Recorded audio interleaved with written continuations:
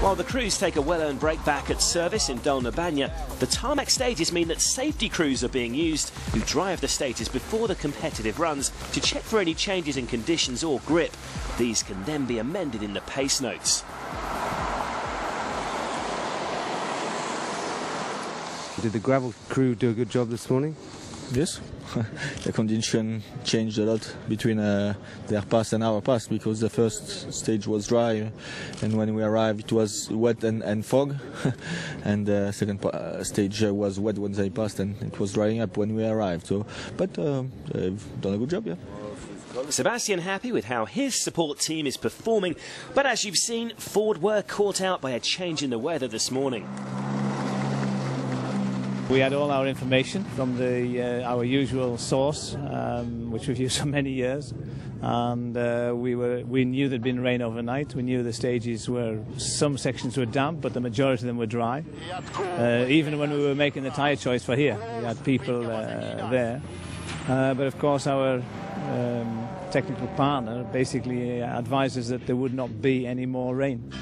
And literally just before the guys got to the stage start, then there was a sort of localized shower over the first stage. The Focuses may be underperforming in Bulgaria, but Ford are also running a Fiesta S2000 in this event, the car that their WRC car will be based on next year. Henning Solberg is the man at the wheel. Yeah, it's like a go-kart. I just love this car, and I'm quite fast out there. I'm very close to these teammates, so that's good. What are the main differences? No, it's no turbo engine, that's the big difference. But the rest of the car feels very good and even better than what they have had before, so it's a good step. Better than what you've had before? That's interesting. Yeah, I think we can be quite fast for next year with this car and the turbo engine, so I think we will close up the gap to Citroën very easily. Hope for the future of the Ford team then, but for now it's all about Sebastian Loeb at the midway point of Rally Bulgaria, and it's time to head back up to the mountainous Day 2 stages. First up is the steep climb through the 27.5 kilometres of Sestrimo, and after setting the quickest time through here this morning, Sebastian Loeb should again be the man to beat through here. Really narrow and bumpy in the latter part of the stage, the C4 suspension really working hard. Et ferme 140 points. Et passe 5 tout droit sur frein poussière pour 80 mètres. 230 plus Milo. Danny Sordo is again proving what a talent he is on tarmac rallies. With caution in mind, Sordo's opted to carry 2 spare tyres this afternoon, and the extra weight may be affecting the handling of the C4. He's a little off the pace.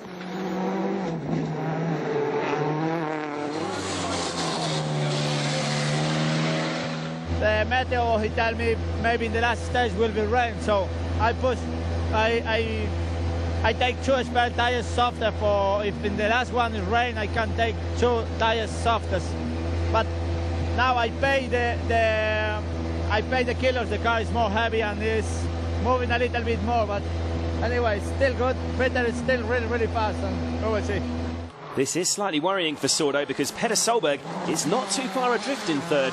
After a couple of setup tweaks in service, the Norwegian has found another level this afternoon. Rapidly bearing down to the flying finish now, this is looking like a promising stage for Solberg and new co-driver Chris Patterson. And 3 right plus tightens, 2 half long, tightens and opens. Okay. Wow, what a time from the former world champion. Petter is right back in the hunt, almost 14 seconds quicker than Sordo. He's half the gap between them.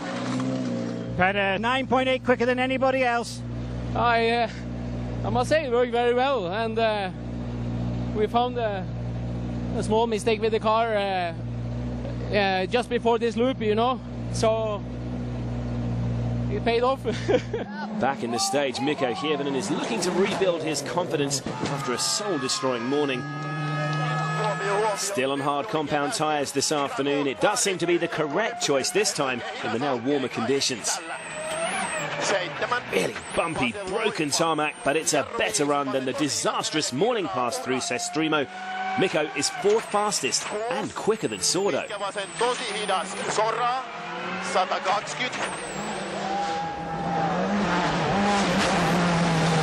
Sebastian Ogier OGA has opted for a mixture of tyre compounds with hards on the front and softs on the back.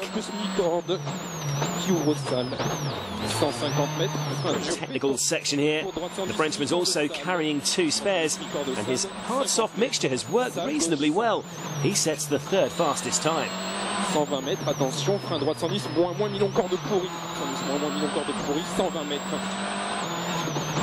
Frein droite 80 plus 1000 encore de sale glisse.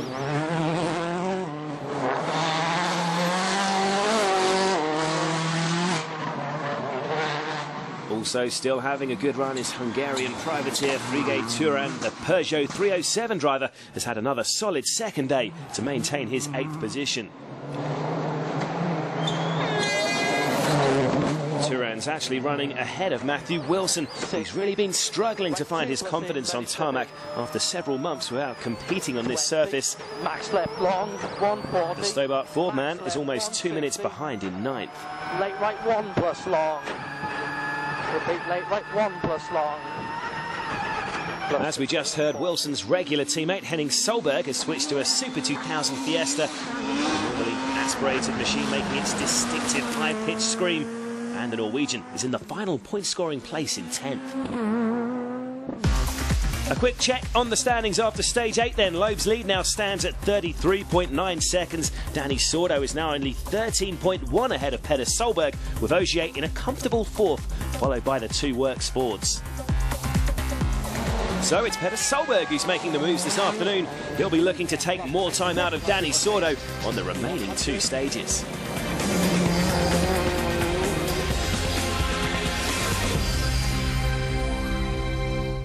Welcome to WRC Bulgaria! Yeah. It's been another impressive display of tarmac driving from Sebastian Loeb today, and the fans are certainly enjoying the first ever Bulgarian WRC round. The leading Citroens, meanwhile, are already making a splash in the final 2 stages of day 2. Loeb has never looked like relinquishing the lead he's held since the opening test. Sebastian truly is one of the most dominant tarmac drivers the sport has ever seen. 80 mètres. Gauche 120 000 encore de légère raille.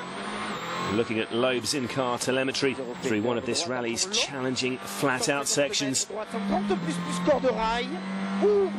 Smooth tarmac and wide roads mean speeds in excess of 150 kilometers an hour. 140 000 au panneau.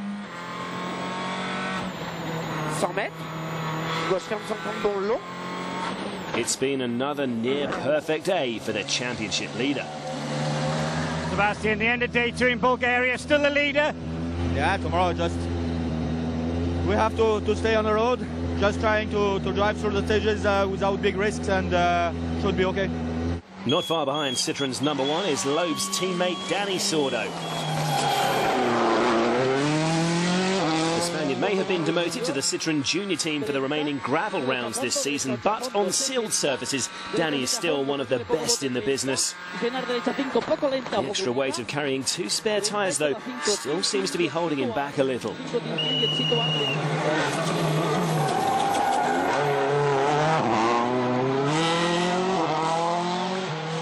Petter Solberg, though, has been in scintillating form this afternoon.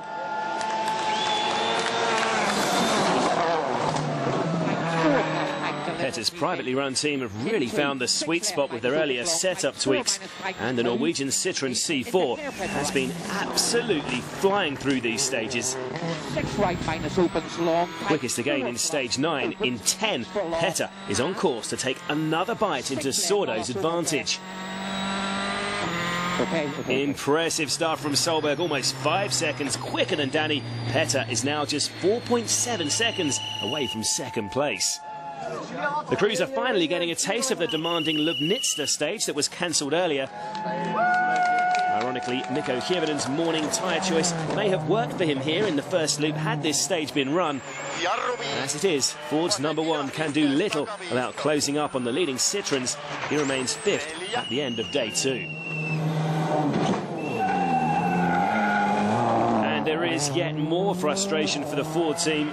Halfway through stage 8, Jari-Matti Latvala's power steering began to fail, leaving him with a really tough workout as he fights to guide the Ford Focus RS through the final 2 stages.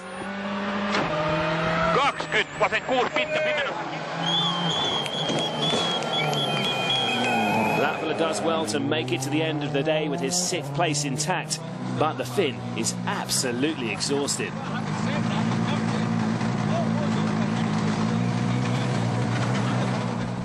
Without power steering, it was unbelievable.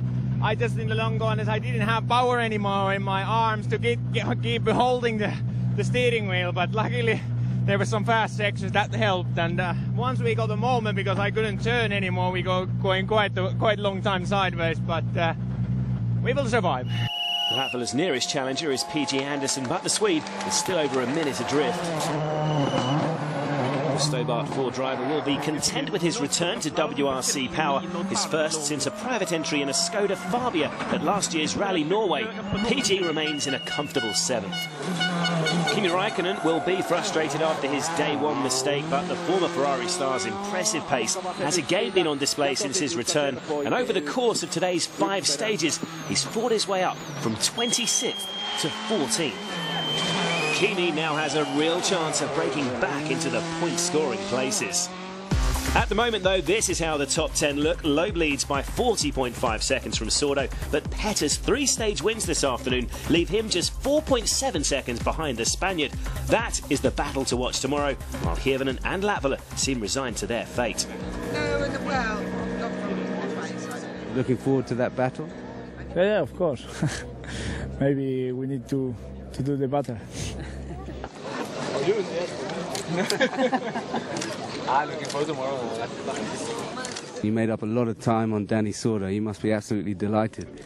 It's mainly because of the change of the car that we did in service. You know, it's been a mistake the whole time, and now we did it, and then straight away the feeling was completely different. So I can fly properly. And yes, we have got a lot of time back, and I'm really excited for tomorrow now. Yeah. Trust me, I did a big mistake in New Zealand for trying to get a win, and I will not do that again. Really? Because it's a different story saying that down here at the service park. When you're on the start line of the first stage, or you're in the stage, are you still going to be thinking the same thing? Let me sleep on it tonight, we will see it tomorrow morning. You can follow the fight for second and Loeb's bid for glory as it happens on WRC.com, and join us again tomorrow for the exciting finale to Rally Bulgaria.